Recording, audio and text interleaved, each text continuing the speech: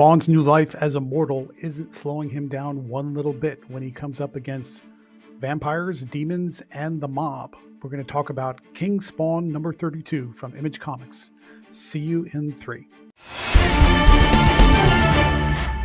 And welcome back to Comical Opinions. This is our review of King Spawn number 32 from Image Comics. This issue finds more than one trap in the making when Terry Fitzgerald, Spawn's old friend, is critically wounded to draw Spawn out. But before we get started, please like, share, comment, subscribe, hit that bell for notification. Your attention is greatly appreciated. Make sure to stay tuned to the end for the final score. Let's talk about the credits. King Spawn number 32 is written by Todd McFarlane. Art by Javi Fernandez, colors by Ivan Nunes, letters by Underworld Design, and the main cover for cover A is drawn by Francesco Mattina.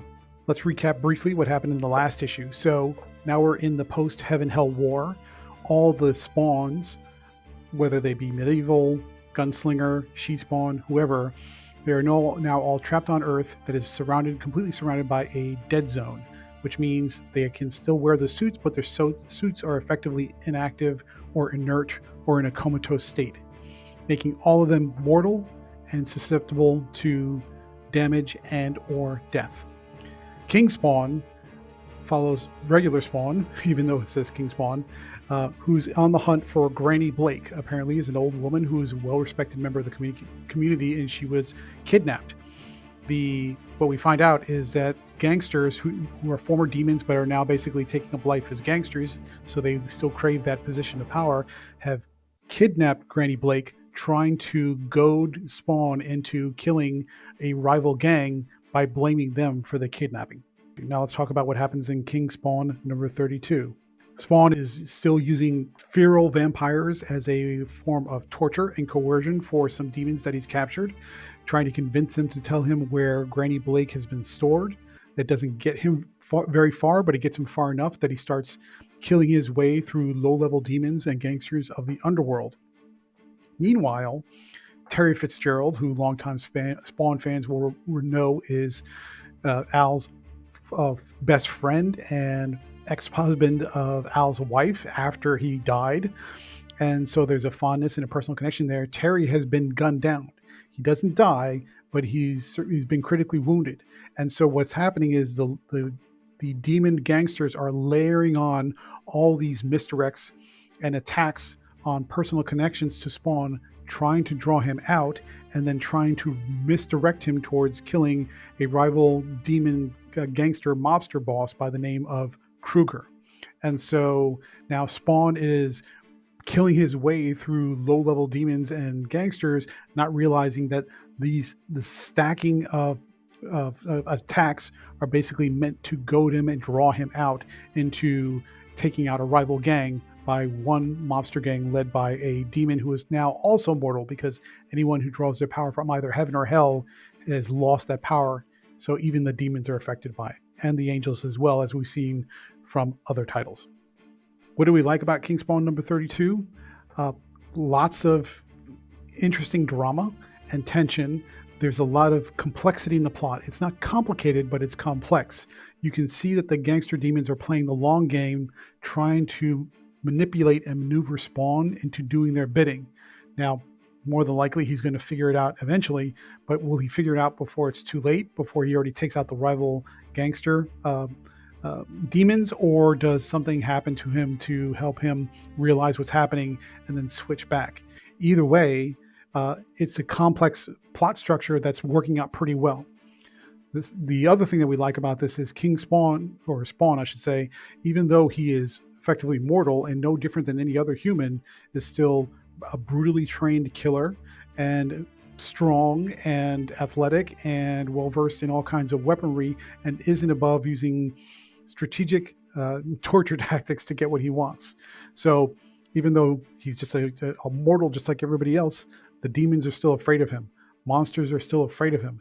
The neighborhood knows to stay away from him if they can help it. So his reputation, even though they know he's mortal, he's still intimidating. Spawn is able to maintain a formidable reputation because he's still a killer, and a killer that nobody wants to cross, and that significantly elevates his character. What didn't we like about Spawn number 32? The level of relationship between Spawn and Granny Blake was not quite clear. Is at least in this arc, it may have been established previously, but it's not clear here. So the level of motivation for Spawn doesn't quite sound right, or doesn't sound like it would motivate him in a way on a surface level. However, the gunning down of Terry Fitzgerald does make sense as an opportunity to bring Spawn out. So you're offset that criticism a little bit in this issue better than the last issue. Further, the kind of the thing that threw things off a little bit is you don't really see why the gangs are at each other's throats, or what is the level of consequence or impact if one gang takes out another. It presumably shifts the balance of power, but that's not quite clear, and to what degree and how much. I mean, gangsters are sort of a part and parcel of Spawn's environment and his ecosystem, but if you take out one gang, how powerful are they? What does that really do? And in fact, we don't have a sense of the stakes and the consequences if he's truly manipulated all the way through to the end of the plan. How about the art? Let's talk about the art from Javi Fernandez. It's okay. It definitely feels more like a. I don't mean to sound this. Say this to sound insulting, but this definitely feels more like a mid-level type publisher quality art. It's not up to Image standards for what we typically see for Spawn. It's not necessarily bad. It's just different, and you don't get that high level of detail and that high level of eye-popping wow factor from the art in this issue than you would have in other issues. It just feels like okay, pretty standard. I would say small to mid-sized publisher quality art. Not bad, just not the level of quality we would expect out of a Todd McFarlane comic. Which, if you're into Todd McFarlane simply for the art and Spawn for the art, that might be a downer here. So that's just something to take into account. Final thoughts. What we think about King Spawn number 32? Interesting, complex plot. The level of manipulations are intriguing. I'm looking forward to seeing how much further Spawn's character can be elevated now that essentially he's mortal, but that doesn't seem to slow him down or stop him in any way. And I'm interested to find out what happens next. On the downside, the emotional, motivational connections between Spawn and Granny Blake are not quite clear, which is the same criticism from last issue, and it carries through here. And the quality of art is okay, but not up to the typical levels we would see in a standard Spawn comic.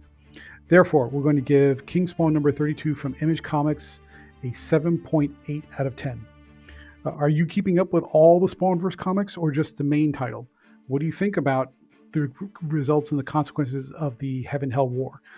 Let us know down in the comments, I should say. And if you're interested in more reviews just like this one, please stay tuned through the outro.